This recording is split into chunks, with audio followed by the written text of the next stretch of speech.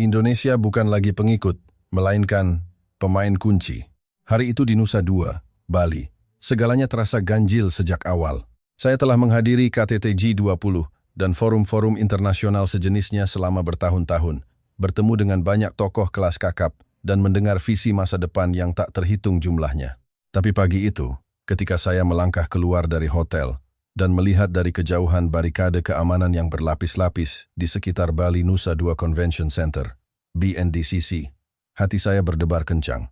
Pemeriksaan keamanan di pintu masuk jauh lebih ketat dari biasanya. Staf pendamping diminta untuk melalui jalur terpisah. Jumlah jurnalis terlihat jelas berkurang drastis. Ponsel, laptop, dan perangkat perekam apapun disita. Udara dipenuhi aroma yang tidak biasa untuk sebuah forum ekonomi. Lebih terasa seperti pertemuan keamanan tingkat tinggi yang sangat rahasia. Saat itu, hanya ada satu pikiran di benak saya. Apakah akan ada konfrontasi geopolitik baru yang akan diumumkan? Saya James Miller, seorang analis senior di Dewan Ekonomi Nasional Gedung Putih. Selama 25 tahun terakhir, pekerjaan saya adalah menganalisis struktur ekonomi global, tren teknologi, dan bagaimana semua itu memengaruhi kepentingan jangka panjang Amerika Serikat. Saya terbiasa berbicara dengan data dan terbiasa melihat dunia dari sudut pandang bahwa kami adalah pusatnya. Sejujurnya, pagi itu saya tidak ingin datang ke sini. Agenda resmi KTT sebenarnya sudah berakhir kemarin. Saya bahkan sudah memesan penerbangan sore untuk kembali ke Washington. Tetapi pada pukul 8 pagi, sebuah panggilan telepon dari atasan saya merusak semua rencana. James, segera ke ruang pertemuan utama. Ada sesi khusus darurat. Tema: Prospek Hegemoni Teknologi Global 2026. Kantor Presiden meminta kita harus hadir. 4 kata kantor Presiden sudah cukup untuk membuat saya bungkam, berganti setelan jas, dan bergegas pergi. Ketika saya masuk ke dalam aula, lebih dari 200 kursi hampir terisi penuh. Delegasi dari berbagai negara hadir lengkap. Jepang, Jerman, India, Tiongkok, Arab Saudi, Brazil. Tidak ada yang absen. Sambil berjalan menuju kursi delegasi Amerika Serikat, saya memindai seluruh ruangan dengan cepat. Ekspresi semua orang berbeda-beda, tetapi ada satu kesamaan, kewaspadaan. Setelah saya duduk, kolega di sebelah saya berbisik, "Kau tahu siapa yang akan presentasi hari ini?" Saya menggelengkan kepala. Nama pembicara utama belum diumumkan. Tetapi dengan tingkat keamanan seperti ini, hanya ada 2 kemungkinan. Entah ada data yang sangat sensitif yang akan diungkap, atau sebuah kesimpulan yang akan membuat semua orang tidak nyaman. Saat itu juga, lampu aula meredup, pintu di samping panggung terbuka, dan seorang pria paruh baya berwajah Asia Tenggara berjalan keluar. Setelan hitam, kacamata berbingkai perak, langkahnya mantap. Dia berdiri di tengah podium, mengangkat kepala menatap kami, seolah memastikan posisi setiap orang. Kemudian, layar besar di belakangnya menyala. Sebuah nama muncul, Dr. Budi Santoso, Kepala Peneliti Asia di Forum Ekonomi Dunia, mantan Direktur Perencanaan Strategis Kementerian Investasi, Doktor Ekonomi dari Massachusetts Institute of Technology, MIT. Saya tidak bisa menahan senyum sinis dalam hati. Orang Indonesia, terus terang. Pada saat itu saya hampir menyimpulkan bagaimana pertemuan ini akan berakhir. Indonesia memang punya sumber daya alam yang melimpah, saya akui itu. Tapi untuk berbicara tentang hegemoni teknologi global, pengamanan ini terlalu berlebihan. Saya bahkan bisa menebak apa yang akan saya dengar selanjutnya. Betapa Indonesia bekerja keras, betapa pentingnya nikel mereka, dan retorika usang tentang bagaimana Amerika tidak bisa hidup tanpa mereka. Sebelum kita melanjutkan, silakan tinggalkan komentar dari belahan dunia mana Anda menonton, dan pastikan untuk berlangganan karena berita besok adalah sesuatu yang tidak ingin Anda lewatkan. Jika Anda duduk di posisi saya saat itu, Anda mungkin akan melakukan hal yang sama. Melipat tangan di dada, pikiran sudah menyiapkan kata-kata untuk sanggahan. Saya tidak memiliki perasaan baik terhadap Indonesia. Ini bukan prasangka sesaat, melainkan emosi yang terakumulasi dalam waktu lama. Selama 25 tahun terakhir, setiap kali saya melihat laporan yang berkaitan dengan Indonesia, saya secara tidak sadar selalu meremehkan, meragukan, bahkan mengejek. Alasannya sederhana. Dalam pandangan dunia saya, pusat teknologi hanya ada di satu tempat, Amerika Serikat, Silicon Valley, Wall Street, NASA, Pentagon. Aturan dibuat oleh kami, standar ditulis oleh kami. Indonesia, paling-paling, hanyalah pemasok bahan mentah yang lumayan efisien. Namun, kalimat pertama Dr. Budi Santoso membuat saya sedikit gelisah. Apa yang akan saya sampaikan hari ini, katanya, mungkin akan menjungkir balikkan pandangan dunia Anda sepenuhnya. Aula menjadi sedikit riuh.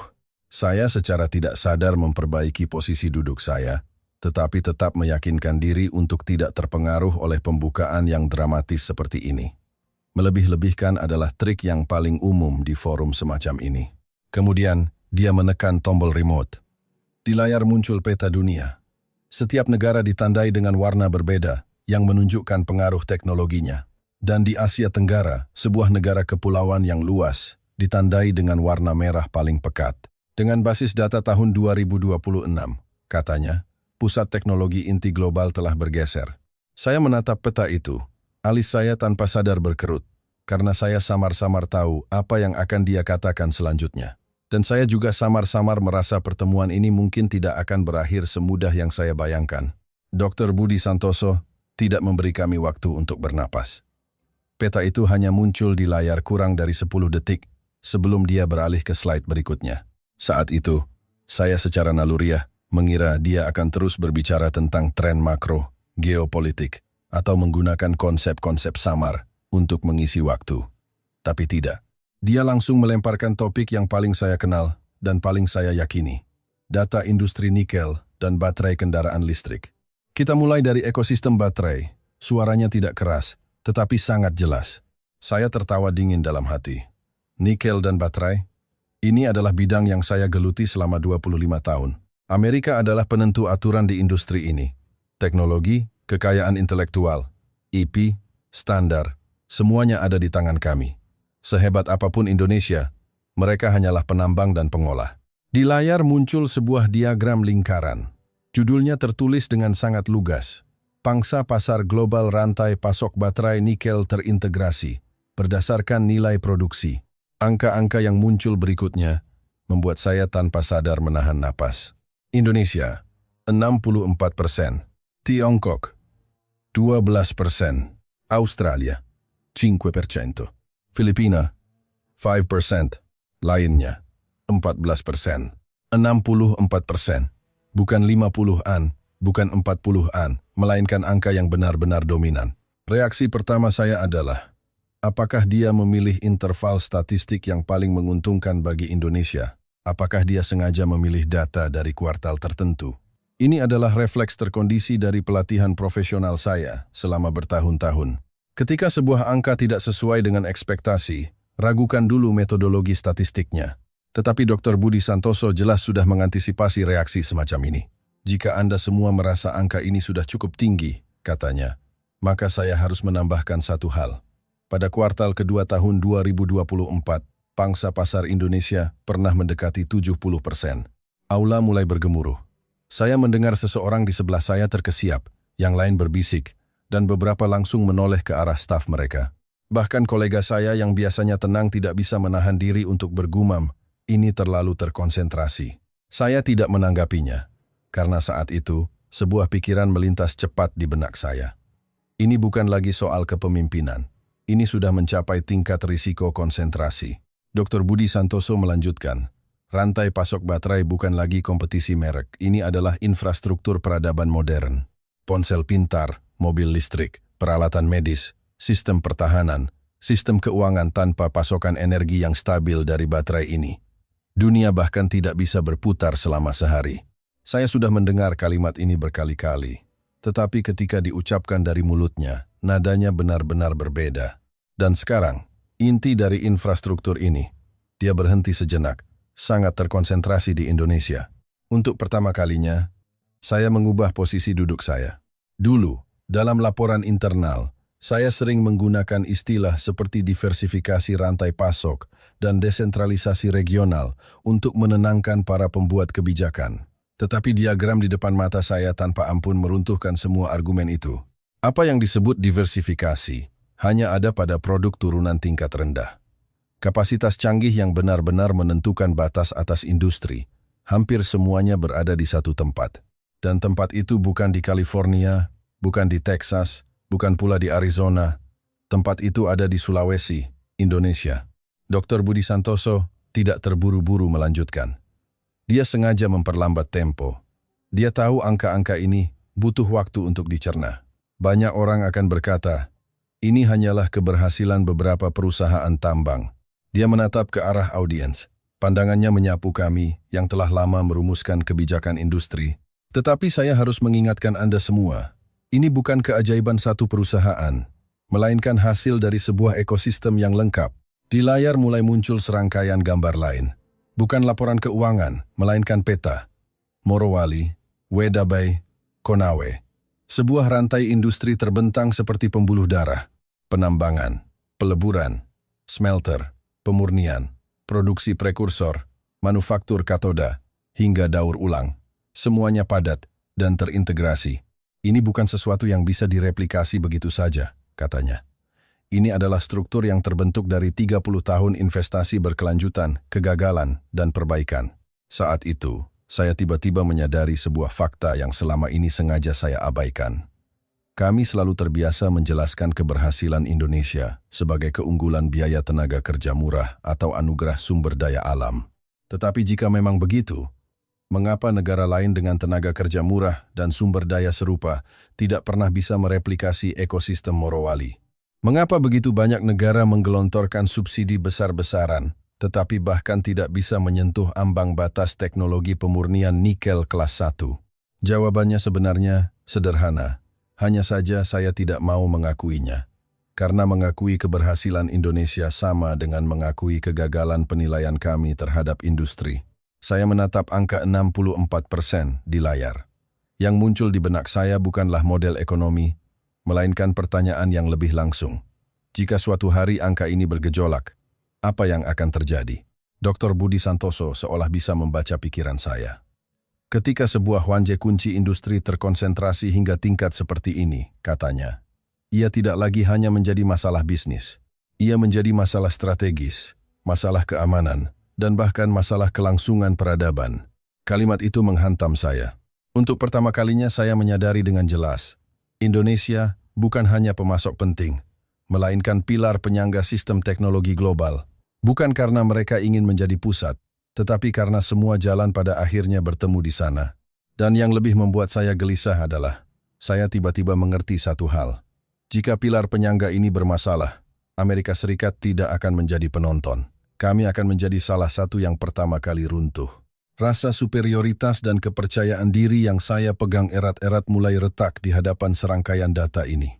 Dan saya samar-samar merasa, ini baru permulaan. Jika rangkaian data tentang rantai pasok nikel terintegrasi tadi hanya membuat saya mulai gelisah, maka apa yang terjadi selanjutnya membuat saya untuk pertama kalinya benar-benar merasa terancam. Dr. Budi Santoso tidak berhenti untuk memberi kami napas. Dia tahu betul, begitu audiens mulai beradaptasi dengan guncangan angka, topik harus segera didorong ke level yang lebih dalam. Dia menekan remote-nya. Judul di layar sederhana, nyaris dingin. Distribusi kapasitas global baterai nikel kemurnian tinggi, 99% untuk EV generasi berikutnya. Jantung saya berdebar kencang. Ini adalah data yang jarang kami diskusikan secara terbuka di forum publik. Karena semua orang yang membuat kebijakan dan analisis strategis tahu, yang benar-benar menentukan batas atas teknologi masa depan, bukanlah proses yang sudah matang, melainkan teknologi mutakhir. AI, komputasi kinerja tinggi, sistem kemudi otonom, platform komputasi militer, semuanya bergantung pada sektor ini. Dengan kata lain, ini bukan lagi kompetisi bisnis, melainkan kunci zaman. Angka-angka muncul baris demi baris. Indonesia, 92%. Korea Selatan, 8%. Lainnya, 0%. Saat itu, saya bisa mendengar dengan jelas keheningan kolektif di aula, bukan lagi bisik-bisik. Tidak ada yang berbicara, tidak ada yang bergerak. Semua mata terpaku pada 3 angka itu, seolah otak membutuhkan waktu ekstra untuk memastikan tidak salah lihat. 92%. Saya tanpa sadar mengedipkan mata, bahkan curiga proyektornya bermasalah. Suara Dr. Budi Santoso terdengar sangat jelas di tengah keheningan. Ini bukan prediksi. Ini adalah fakta yang sudah terjadi.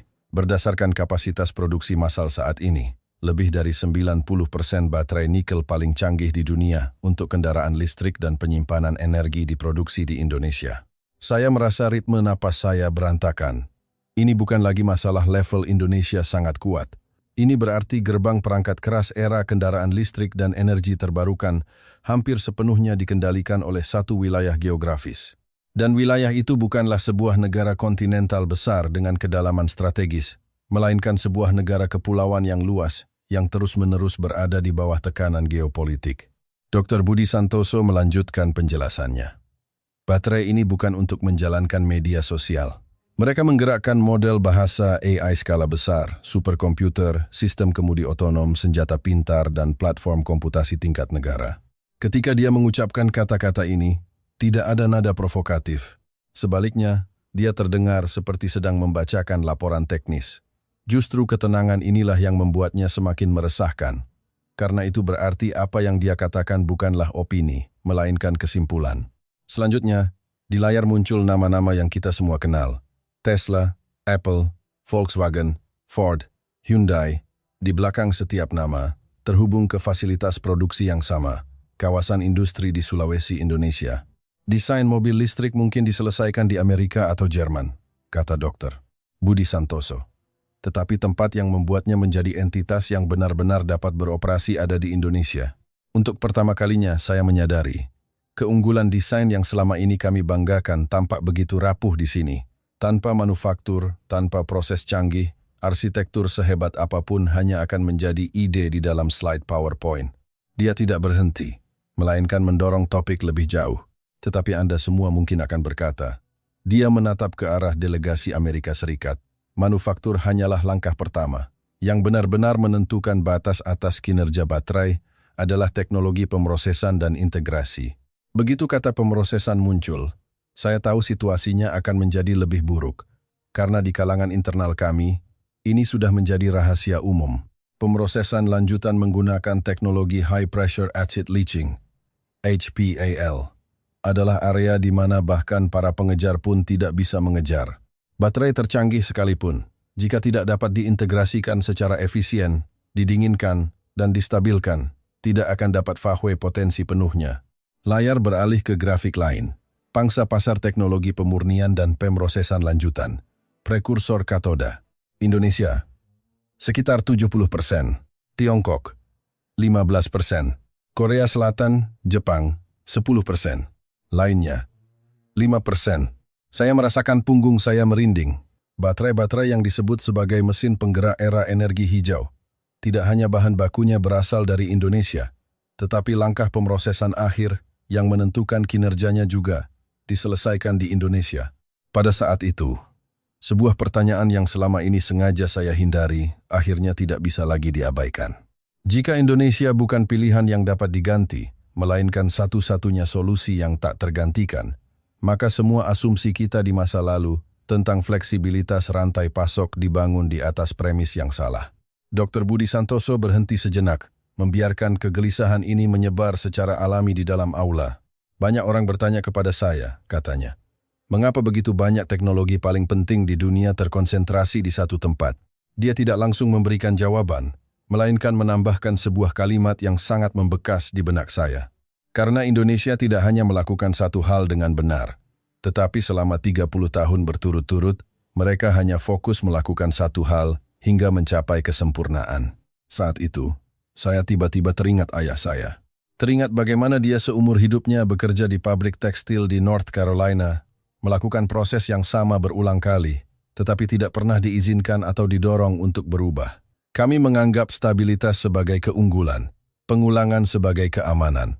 Sementara Indonesia memilih jalan lain, terus meningkatkan, terus menekan biaya, terus menanggung risiko kegagalan, mempertaruhkan seluruh sumber daya masyarakatnya pada satu bidang yang sangat sulit, tetapi begitu berhasil, tidak akan mudah digantikan. Saya enggan mengakuinya, tetapi faktanya sudah ada di depan mata. Kami tidak kalah dalam satu teknologi tertentu. Kami kalah karena tidak berani mempertaruhkan masa depan pada diri kami sendiri. Ketika Dr. Budi Santoso selesai dengan bagian ini, saya sudah benar-benar lupa akan rasa remeh yang saya miliki di awal. Yang ada hanyalah rasa gelisah yang semakin jelas. Karena saya mulai sadar, jika angka-angka ini benar, maka apa yang akan dibicarakan selanjutnya bukan lagi tentang industri, melainkan tentang risiko.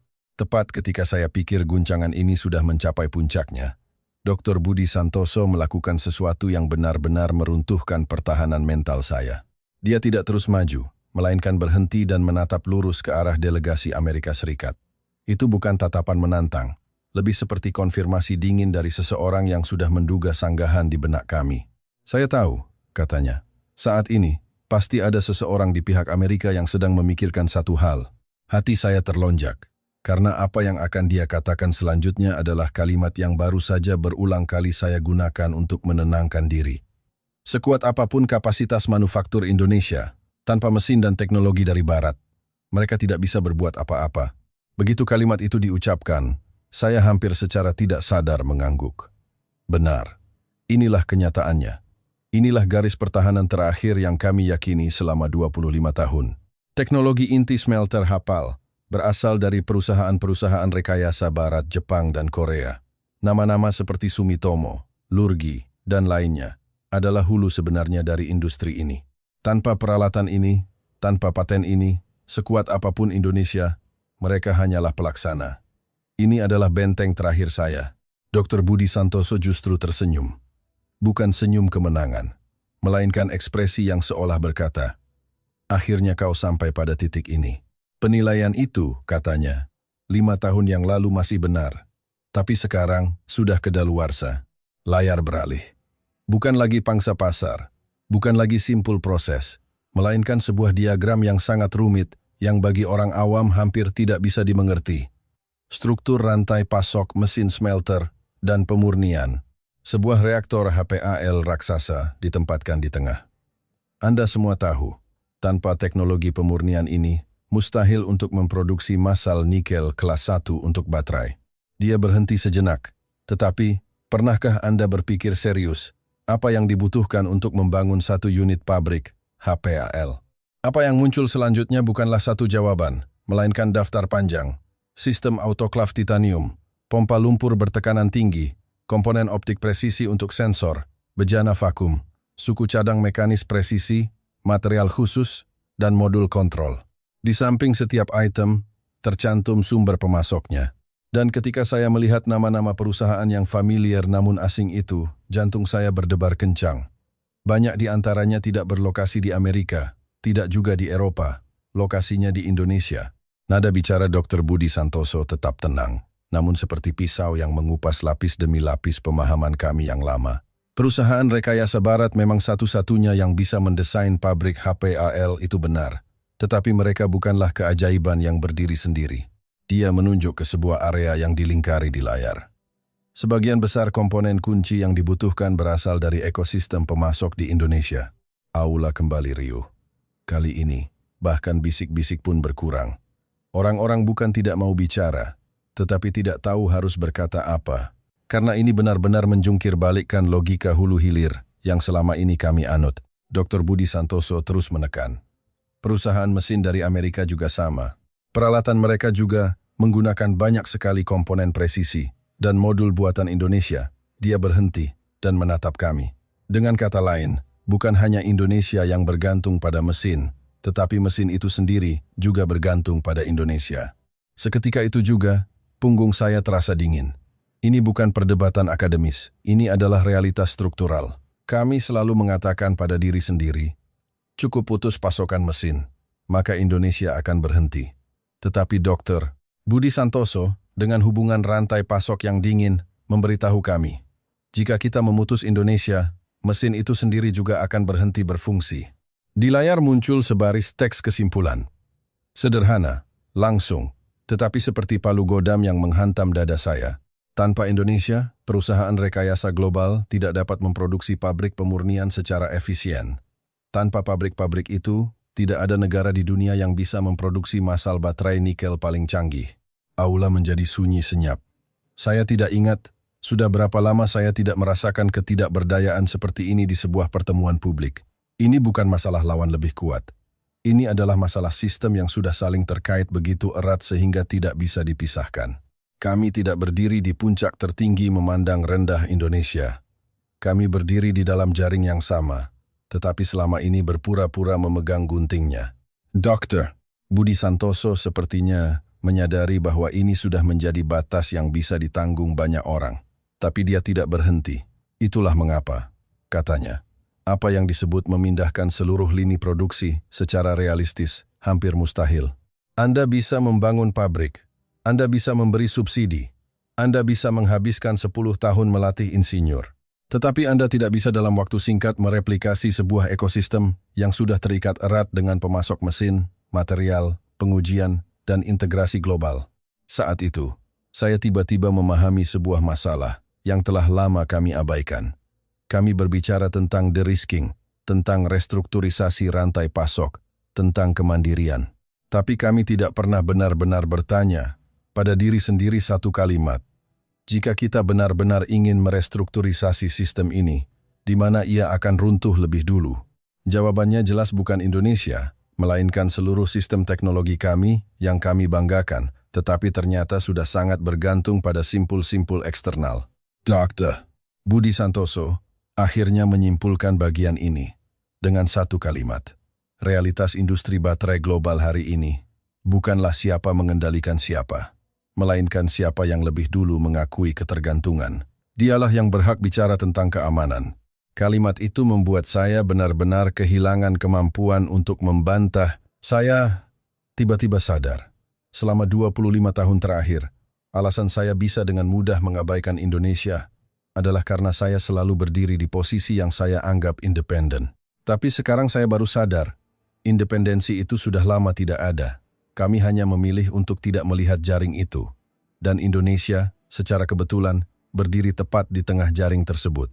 Saya perlahan bersandar di kursi, tangan tanpa sadar, bersilang di dada. Bukan untuk bertahan, melainkan semacam perlindungan diri yang tak disadari. Karena saya sudah samar-samar tahu, apa yang akan dibicarakan selanjutnya akan lebih sulit diterima daripada semua data ini. Jika Indonesia begitu krusial, maka risiko yang dihadapinya bukan lagi masalah regional, melainkan risiko seluruh dunia. Tepat ketika aula masih tenggelam dalam guncangan, bahwa mesin pun tak bisa lepas dari Indonesia, nada bicara Dr. Budi Santoso tiba-tiba berubah. Bukan menjadi bersemangat, melainkan menjadi berat. Dia tidak langsung mengganti slide, melainkan mengajukan sebuah pertanyaan terlebih dahulu. Jika sebuah tempat menguasai lebih dari 90% kapasitas teknologi mutakhir global dan tempat itu sendiri tidak aman, apa yang akan terjadi? Tidak ada yang menjawab. Bukan karena tidak ada yang punya jawaban, tetapi karena jawabannya terlalu jelas. Dia menekan remote-nya. Warna di layar seketika menjadi gelap. Bukan lagi grafik industri, melainkan sebuah peta yang kita semua kenal, tetapi sengaja tidak kita perhatikan detailnya. Peta Indonesia dan jalur-jalur laut strategis di sekitarnya. Panah-panah merah dari berbagai arah menunjuk ke lokasi yang sama. Sekarang kita akan membahas sesuatu yang dalam beberapa tahun terakhir seringkali sengaja dipisahkan dari diskusi industri. Suara Dr. Budi Santoso merendah. Keamanan Indonesia. Udara di aula seolah tersedot habis. Saya perhatikan beberapa orang dari delegasi Jepang serentak menegakkan badan. Tangan yang tadinya bersilang dari delegasi Jerman perlahan turun. Di sisi delegasi Tiongkok, bisik-bisik benar-benar lenyap. Ini adalah pertama kalinya, di sebuah forum yang murni atas nama ekonomi dan teknologi, seseorang meletakkan masalah keamanan Indonesia secara langsung di panggung utama dan tanpa basa-basi. Tekanan geopolitik di sekitar Indonesia telah memasuki fase normalisasi baru. Di layar mulai muncul serangkaian data, garis waktu, dan nama-nama latihan militer. Manuver Angkatan Laut Asing, latihan gabungan, simulasi blokade jalur laut, uji coba rudal. Istilah-istilah ini tidak asing bagi saya. Dulu di Washington, kami sering mengkategorikannya sebagai ketegangan regional, sinyal politik, atau risiko terkendali. Tetapi ketika gambar-gambar ini tumpang tindih dengan data kapasitas baterai canggih sebesar 92% tadi, sifatnya berubah total. Dr. Budi Santoso melanjutkan, ruang diplomasi Indonesia juga terus-menerus ditekan. Peta beralih. Satu persatu bendera negara yang tadinya menyala, dari tahun ke tahun meredup. Ini bukan tuduhan emosional, melainkan realitas struktural. Sebuah tempat yang memegang urat nadi teknologi global, justru secara sistematis, dikecualikan dari berbagai forum pengambilan keputusan global. Organisasi Perdagangan Dunia, Forum Iklim, Aliansi Keamanan. Untuk pertama kalinya saya menyadari absurditas ini. Tempat yang paling kita andalkan justru yang paling tidak memiliki suara. Dr. Budi Santoso berhenti sejenak, lalu melontarkan pertanyaan paling krusial dari seluruh pertemuan ini. Jika terjadi guncangan besar di Indonesia, bahkan bukan perang, hanya blokade atau instabilitas politik, apa yang akan terjadi? Di layar muncul serangkaian simulasi model ekonomi. Menurut berbagai studi, katanya, jika pasokan dari Indonesia terganggu, kerugian ekonomi global pada tahun pertama saja bisa mencapai triliunan dolar AS. Aula akhirnya menunjukkan reaksi yang jelas. Ada yang mengerutkan kening, ada yang menunduk mencatat, ada juga yang langsung memejamkan mata. Saya merasa tenggorokan saya kering. Karena dalam laporan-laporan yang tak terhitung jumlahnya yang pernah saya tulis, risiko Indonesia seringkali hanya menjadi lampiran, sebuah variabel yang tidak pasti. Tapi sekarang, ia dengan jelas ditandai sebagai pusat dari risiko sistemik. Dr. Budi Santoso mengubah definisi masalah ini secara total dengan satu kalimat. Ini bukan lagi masalah Indonesia atau masalah regional. Ini adalah konsekuensi tak terhindarkan ketika peradaban teknologi global memusatkan urat nadinya di satu area berisiko tinggi. Di benak saya terlintas semua gambar yang baru saja saya lihat. Rantai pasok nikel, proses canggih, baterai untuk AI dan EV, jaringan pasokan mesin. Semua ini mengalir tanpa henti, siang dan malam, seperti darah. Dan Indonesia adalah jantungnya. Jika jantung berhenti, tubuh tidak akan beradaptasi secara perlahan. Ia akan langsung ambruk. Saat itu, saya akhirnya mengerti mengapa pertemuan ini memiliki keamanan tingkat tinggi. Saya juga akhirnya mengerti mengapa kantor presiden bersikeras agar saya hadir. Ini bukan diskusi tentang masa depan. Ini adalah pengungkapan risiko yang sudah terlambat. Dan saya, sebagai seseorang yang telah menulis laporan ekonomi global selama 25 tahun, untuk pertama kalinya menyadari dengan jelas, kami selama ini menikmati stabilitas yang dibawa oleh Indonesia, tetapi tidak pernah benar-benar memandang serius tekanan yang mereka tanggung. Dr. Budi Santoso akhirnya menatap seluruh audiens dan mengucapkan sebuah kalimat yang tidak akan pernah saya lupakan. Ketika 90% dari masa depan global diletakkan di sebuah tempat yang terancam, pertanyaan sebenarnya bukanlah apakah Indonesia akan bermasalah, melainkan apakah dunia siap menanggung konsekuensinya. Saya bersandar di kursi, dada terasa sesak, karena saya sudah tahu jawabannya, kami tidak siap. Dan apa yang akan dia bicarakan selanjutnya, saya khawatir akan membuat saya semakin tidak tenang. Seberapa bergantung raksasa-raksasa teknologi yang kami banggakan pada Indonesia.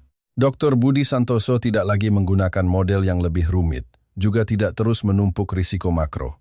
Dia hanya mengganti slide. Saat itu, saya pikir akhirnya bisa sedikit bernapas lega. Sampai saya melihat dengan jelas logo pertama yang muncul di layar. Apple. Tidak ada penjelasan berlebihan, tidak ada animasi. Hanya logo Apple yang dilihat semua orang setiap hari, tergeletak tenang di tengah layar. Kita mulai dari yang paling familiar, kata Dr. Budi Santoso. Saya tanpa sadar mengatupkan bibir. Apple bukan perusahaan biasa. Ia bukan perwakilan satu industri, melainkan simbol gaya hidup modern. Ketika Anda mengguncang Apple, Anda mengguncang ilusi bahwa teknologi adalah sesuatu yang stabil dan mudah didapat. iPhone, katanya. Tahukah Anda berapa banyak komponen kunci dari produk elektronik konsumen terlaris dan paling berharga di dunia ini yang materialnya berasal dari Indonesia? Sebuah angka muncul, lebih dari 40% berdasarkan nilai material kritis. Jantung saya berdebar kencang. Kobalt dan nikel untuk baterai dari Indonesia, timah untuk solder dari Indonesia, komponen-komponen pasif yang menggunakan mineral turunan dari Indonesia. Dr. Budi Santoso tidak menggunakan kata bergantung, melainkan menggantinya dengan pernyataan yang lebih kejam. Jika lini produksi di Indonesia berhenti, bagi Apple bukan biaya yang naik, melainkan produk yang sama sekali tidak bisa dikirim. Terdengar kegaduhan yang sangat pelan namun nyata di aula. Karena ini bukan diskusi abstrak tentang strategi negara. Ini tentang ponsel yang ada di tangan setiap orang. Layar beralih. Tesla. Revolusioner mobil listrik. Pemimpin teknologi kemudi otonom. Saya hampir bisa menebak apa yang akan terjadi selanjutnya. Baterai untuk sistem kemudi otonom Tesla menggunakan nikel kelas 1 dari Indonesia. Tanpa baterai ini, sistem otonom tidak dapat beroperasi. Dengan kata lain, tanpa Indonesia, apa yang disebut kemudi otomatis hanyalah istilah pemasaran. Kemudian, layar beralih lagi. NVIDIA. Saat ini, suasana di aula jelas berubah. Karena setiap orang yang duduk di sini tahu apa arti nama ini. AI. Inti absolut dari persaingan teknologi generasi berikutnya. H100, H200, B200. Dr. Budi Santoso menyebutkannya satu persatu. Pusat data yang menjalankan chip mesin penggerak era AI ini membutuhkan pasokan energi yang sangat besar dan stabil, yang semakin bergantung pada sistem penyimpanan energi berbasis baterai skala besar. Dan seluruh rantai pasok baterai itu, dia berhenti sejenak. Bermula di Indonesia. Saya merasakan pelipis saya mulai berdenyut sakit, karena saya tahu persis apa artinya ini. Persaingan AI bukanlah perlombaan menulis kode, melainkan siapa yang bisa mendapatkan daya komputasi paling cepat, paling banyak, dan paling stabil. Dan titik awal fisik dari daya komputasi itu, yaitu energinya, tidak berada di Silicon Valley, tidak di Texas, atau di tempat manapun yang biasa kita bayangkan. Ia berada di Indonesia. Layar terus bergulir. Volkswagen, Ford, CATL. Satu persatu nama muncul. Masing-masing adalah perusahaan yang dalam laporan kami digunakan untuk mewakili kekuatan industri global, dan simpul manufaktur kunci mereka semua menunjuk ke satu tempat yang sama, Indonesia. Dr. Budi Santoso akhirnya berhenti, berbalik menghadap seluruh audiens. Jadi, pertanyaan yang sebenarnya harus kita ajukan hari ini bukanlah seberapa penting Indonesia bagi dunia, melainkan seberapa bergantung dunia pada Indonesia. Kalimat itu membuat saya benar-benar terdiam, karena saya tiba-tiba menyadari satu hal yang sangat ironis. Kami di Washington berbicara tentang keamanan industri, tentang teknologi kunci, tentang kemandirian, tentang ketahanan rantai pasok, tapi kami tidak pernah mengatakan yang sebenarnya kepada publik. Jika Indonesia bermasalah, teknologi tidak hanya menjadi mahal, tetapi bisa lenyap. Bukan tidak bisa membeli ponsel model terbaru, melainkan tidak ada ponsel, tidak ada cloud, tidak ada AI, tidak ada seluruh kehidupan digital yang sudah kita anggap biasa. Saya duduk di sana, untuk pertama kalinya merasakan sesuatu yang mendekati rasa malu. Selama 25 tahun, saya telah menulis analisis yang tak terhitung jumlahnya. Saya memecah risiko menjadi parameter, menulis ketergantungan menjadi persentase, menyederhanakan realitas menjadi tabel. Tetapi baru pada saat inilah saya benar-benar mengerti. Indonesia bukan simpul industri tertentu. Ia adalah prasyarat bagi keberadaan semua narasi teknologi zaman kita. Dan kami, selama ini, berpura-pura bahwa ia hanyalah salah satu bagian yang bisa diganti. Dr. Budi Santoso tidak melanjutkan. Dia tahu daftar itu sudah cukup. Karena ketika ketergantungan dibacakan satu persatu, yang benar-benar meresahkan bukan lagi status Indonesia, melainkan kesombongan kita di masa lalu. Saya bersandar di kursi, perlahan menghela napas. Tiba-tiba saya mengerti satu hal. Jika hari ini dunia benar-benar membutuhkan definisi hegemoni teknologi, maka itu bukan lagi tentang siapa yang mengendalikan siapa, melainkan siapa yang jika bermasalah, seluruh dunia akan ikut berhenti. Dan jawaban itu, dengan kejam, tertulis di tempat yang sama, Indonesia. Saya pikir daftar itu adalah akhir dari presentasi ini. Ketika nama-nama Apple, Tesla, dan NVIDIA disebut satu persatu, ketika kalimat tanpa Indonesia, teknologi akan lenyap terus bergema di benak saya. Saya pikir itu sudah menjadi kenyataan yang paling kejam. Lebih dari ini hanyalah pengulangan atau kesimpulan. Saya salah. Dr. Budi Santoso melirik jamnya, lalu mengangkat kepala dan berkata kepada seluruh hadirin, "Jika Anda semua masih merasa ini hanyalah analisis seorang peneliti, maka saya ingin Anda semua mendengarkan apa yang dikatakan oleh orang-orang di dalam industri." Dia menekan remote-nya. Lampu kembali meredup. Layar beralih ke sebuah video yang sudah direkam sebelumnya. Saat gambar menyala, napas saya hampir berhenti. Itu adalah wajah yang sangat saya kenal. Rambut putih, kemeja hitam, duduk dengan santai namun membawa bobot yang tidak perlu diperkenalkan. CEO sebuah produsen mobil raksasa dari Jerman. Seseorang yang hampir mendefinisikan arah industri otomotif selama 30 tahun terakhir. Jika laporan penelitian masih bisa diragukan, maka apa yang dikatakan orang ini hampir merupakan intuisi industri itu sendiri. Dalam video itu, Dia tidak berbasa-basi. Dia langsung berkata, 5 tahun yang lalu, Indonesia bagi kami hanyalah salah satu dari banyak pemasok. Hati saya berdebar. Kami pikir itu adalah tempat yang bisa menyediakan nikel dengan cepat dan murah. Kalimat itu persis seperti penilaian saya yang paling jujur dan paling kejam terhadap Indonesia selama 25 tahun terakhir. Lalu dia berhenti sejenak. Tapi sekarang, berbeda. Tenggorokan saya terasa kering. Indonesia bukan lagi objek outsourcing kami, melainkan kami yang harus berpikir apakah Indonesia akan memilih orang lain, bukan kami. Saat kalimat itu jatuh, saya merasa dada saya seperti ditimpa sesuatu yang berat. Bukan karena terkejut, melainkan karena malu. Kami selalu berpikir hak memilih ada di tangan kami. Berpikir bahwa modal dan pasar teknologi akan selalu mengalir secara otomatis ke Amerika atau Eropa. Tetapi sekarang, orang paling inti di industri secara terbuka mengatakan fakta yang sebaliknya. Kamilah yang sekarang harus melihat suasana hati Indonesia. Video berlanjut. Jujur saja, yang benar-benar ditakuti oleh banyak CEO di industri kami saat ini adalah jika Indonesia memilih untuk memberikan prioritas kapasitas kunci mereka ke negara atau wilayah lain, apa yang akan terjadi pada Amerika dan Eropa? Saya memejamkan mata. Ini bukan omong kosong. Ini adalah intuisi dari garis depan industri. Video berakhir. Lampu kembali menyala. Tidak ada tepuk tangan. Bukan karena tidak setuju, tetapi karena tidak ada yang tahu bagaimana harus bereaksi. Saya merasa pandangan dunia saya pada saat itu mengeluarkan suara retak yang jelas. Selama 25 tahun, dalam laporan saya berulang kali menulis kalimat, keberhasilan Indonesia tidak lepas dari dukungan sistem Amerika.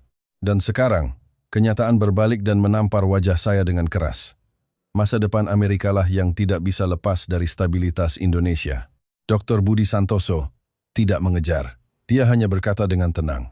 Alasan saya menggunakan suara dari dunia industri hari ini adalah karena saya tahu, hanya dengan data, banyak orang akan tetap memilih untuk tidak percaya. Dia menatap kami. Tetapi ketika mereka yang benar-benar menentukan investasi, arah, dan peta jalan teknologi sudah mengubah pandangan mereka. Jika kita terus berpura-pura tidak melihat, kita hanya menipu diri sendiri. Saat itu, sebuah gambaran tiba-tiba muncul di benak saya. Jalanan kosong di North Carolina, pabrik-pabrik tekstil yang tutup, ayah saya yang duduk di ruang tamu, tanpa berkata apa-apa. Selama 25 tahun, saya menyederhanakan penyebab semua itu. Indonesia merebut pekerjaan kami, karena itu yang paling mudah. Karena dengan begitu, saya tidak perlu menghadapi kenyataan yang lebih kejam. Bukan orang lain yang merebut posisi kami, melainkan kami yang menolak mengakui bahwa dunia telah berubah. Saya perlahan menundukkan kepala, kedua tangan menutupi wajah. Itu bukan reaksi rasional, melainkan momen ketika emosi akhirnya menyusul kognisi. Saya akhirnya mengerti mengapa presentasi ini begitu kejam bagi saya. Ia tidak hanya memberitahu saya seberapa kuat Indonesia. Ia memaksa saya untuk mengakui betapa mudah dan betapa salahnya penilaian saya selama 25 tahun terakhir. Ketika saya mengangkat kepala lagi, Dr. Budi Santoso sudah bersiap memasuki beberapa paragraf terakhir. Saya tahu apa yang akan dia bicarakan selanjutnya bukan hanya tentang industri, bukan hanya tentang risiko, melainkan sebuah pertanyaan yang sudah lama saya hindari. Jika Indonesia begitu penting, jika dunia sudah begitu bergantung padanya, lalu di pihak mana saya seharusnya berdiri? Kata-kata Dr. Budi Santoso masih bergema di aula, tetapi kesadaran saya sudah mulai melayang. Bukan karena saya tidak mau mendengar, melainkan karena setelah beberapa hal dipaksa ke depan mata, otak tidak sempat lagi memproses, hanya bisa menyerahkannya pada ingatan. Perasaan itu aneh. Seolah Anda jelas-jelas duduk di ruang konferensi di Swiss, tetapi tiba-tiba mencium bau pabrik tua yang bercampur dengan minyak mesin dan debu kapas. Saya melihat ayah saya. Bukan ayah saya yang sekarang, melainkan 27 tahun yang lalu pada musim dingin itu. Waktu itu saya masih di New York. Ayah menelepon dari North Carolina. Suaranya pelan, tetapi sangat tajam. James, aku di PHK, katanya. Tidak ada keluhan, tidak ada kemarahan. Hanya kelelahan seseorang yang telah dikosongkan. Dia bekerja di pabrik tekstil selama 30 tahun.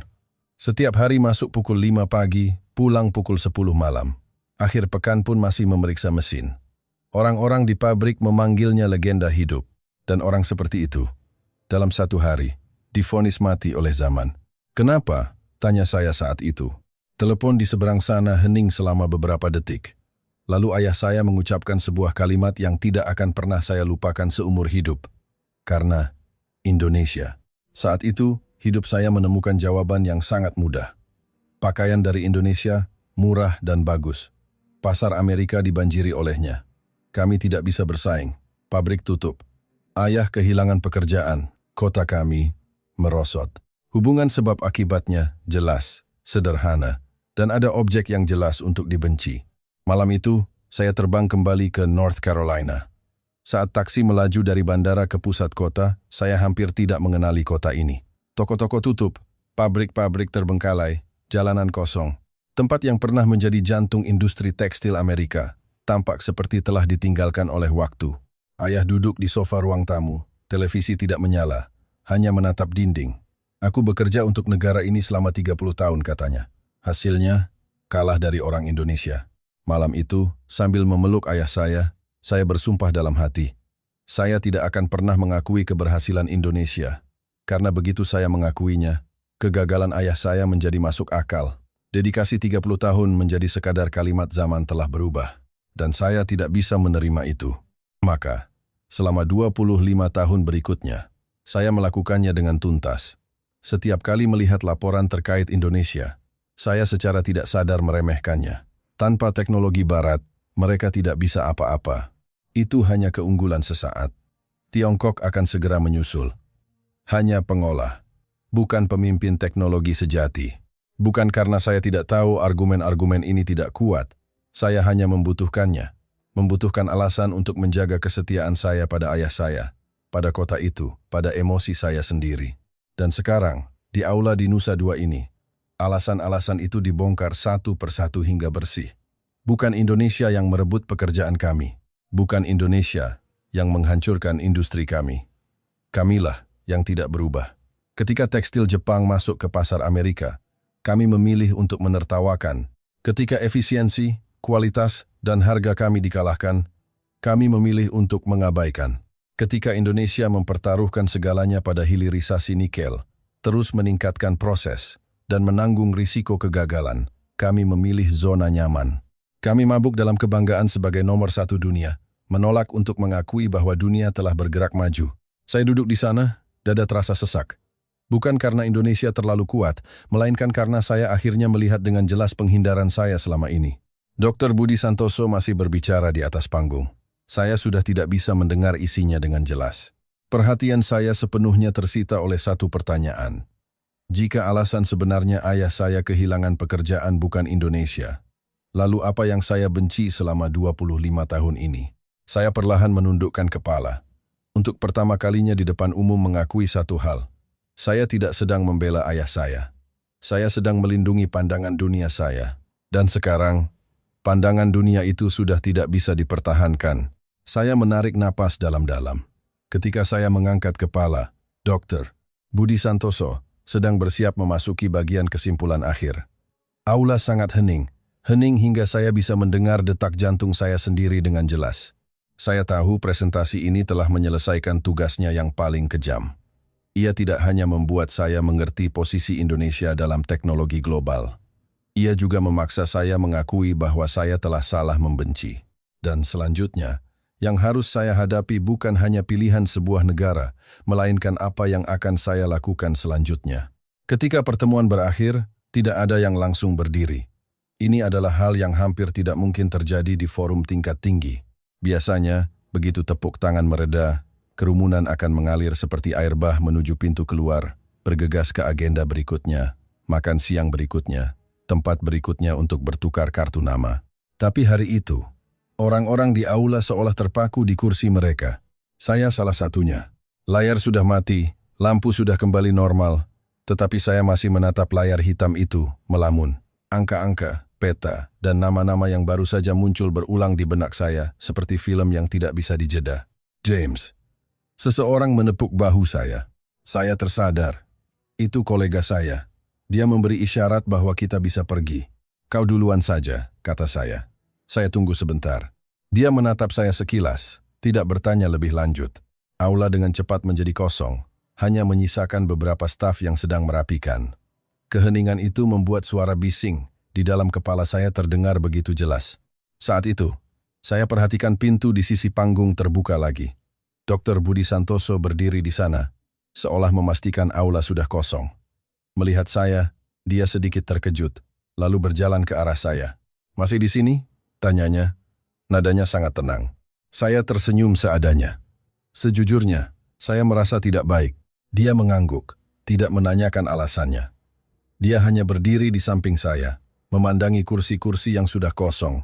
Saat itu, dia bukan lagi pembicara di atas panggung, melainkan hanya seorang saksi. Setelah hening beberapa saat, saya angkat bicara. "Dr. Budi, bolehkah saya menceritakan sesuatu yang pribadi?" Dia menoleh menatap saya. "Tentu saja." Saya menceritakan kisah ayah saya. Pabrik tekstil di North Carolina. PHK. Karena Indonesia. Saya bercerita dengan pelan dan tidak teratur. Karena ini pertama kalinya. Saya menceritakan hal ini bukan sebagai alasan untuk membenci, melainkan sebagai kenangan yang perlu diperiksa. Dr. Budi Santoso mendengarkan terus, tanpa menyela. Setelah saya selesai, dia mengajukan sebuah pertanyaan. "Tuan Miller, jika tidak ada Indonesia, apakah industri tekstil Amerika benar-benar bisa bertahan?"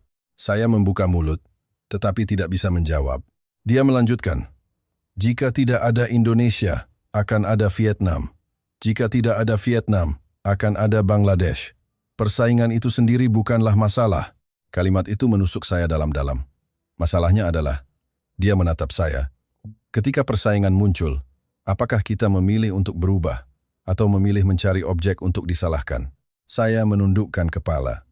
Nada bicara Dr. Budi Santoso tetap tenang, tetapi memiliki bobot yang lebih dalam. "Indonesia juga pernah mengalami kehancuran," katanya. "Akhir tahun 90-an, krisis finansial Asia, industri kami hampir hancur lebur. Pengangguran, kebangkrutan, perusahaan pindah, semuanya ada." Saya mengangguk. Sejarah ini saya tahu, hanya saja saya tidak pernah menanggapinya dengan serius. Saat itu, Indonesia juga bisa memilih untuk menyalahkan orang lain. Menyalahkan Amerika, menyalahkan IMF, menyalahkan globalisasi. Tetapi jika kami melakukannya, Indonesia tidak akan berdiri di posisi ini hari ini.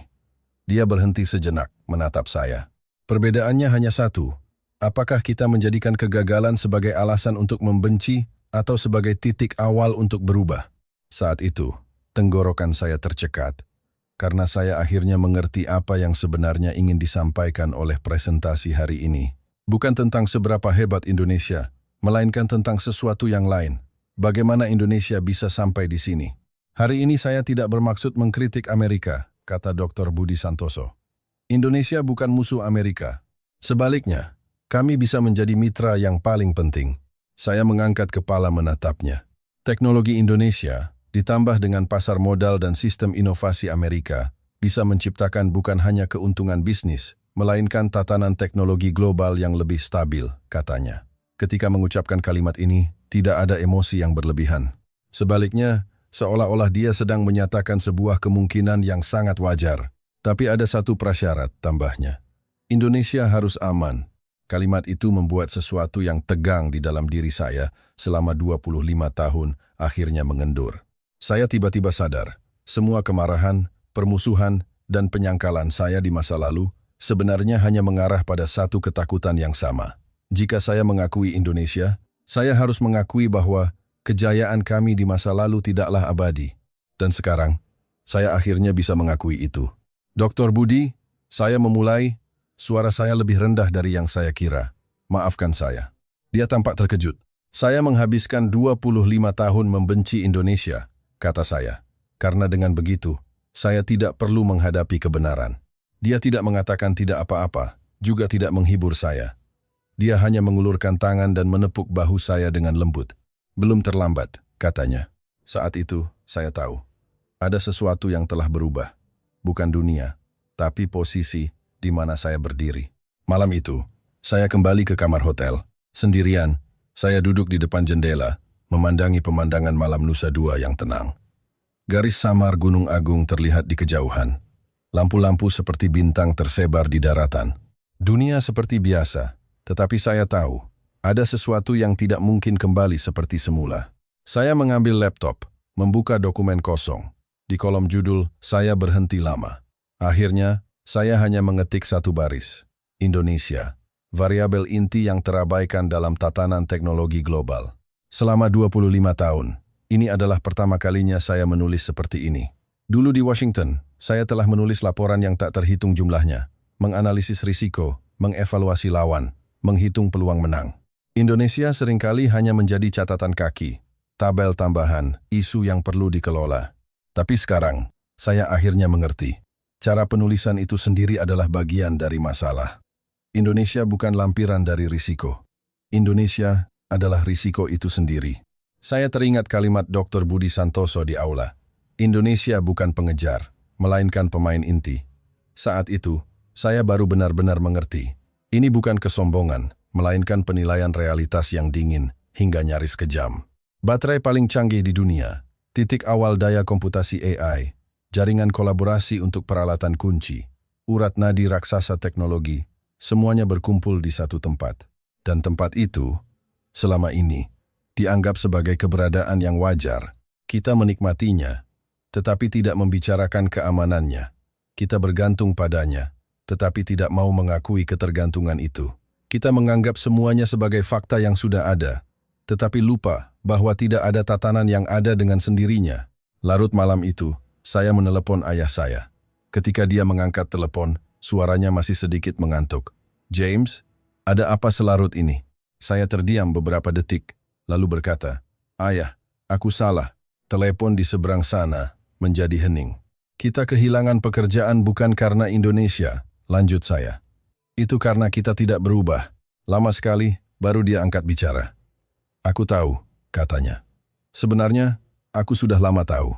Saat itu, saya baru benar-benar melepaskan beban yang saya pikul selama 25 tahun. Bukan karena menemukan musuh baru, melainkan karena akhirnya tidak perlu lagi mencari musuh. Beberapa hari kemudian, saya kembali ke Washington. Rapat, laporan, diskusi internal datang silih berganti. Saya mulai berbicara tentang Indonesia dengan cara yang berbeda.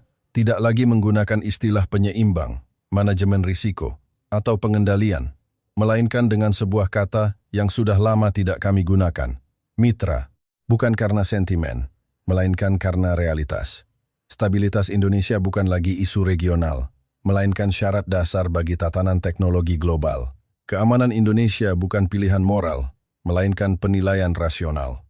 Jika dunia ini benar-benar peduli pada masa depan, jika kita benar-benar peduli pada kelangsungan teknologi, ekonomi, dan masyarakat demokratis, maka kita harus menghadapi satu fakta.